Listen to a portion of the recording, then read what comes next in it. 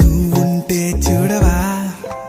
మంచు వాన నన్ను ముంచనంట వాన విల్లు మీద ఇల్లు కట్టినెవ్వరంట ఈ లోకమంతా నిన్ను చూసనంట ఏ దిష్టి నిన్ను తాకకుండా ఇంటిలోన దాచుకుంటా రంగు రంగు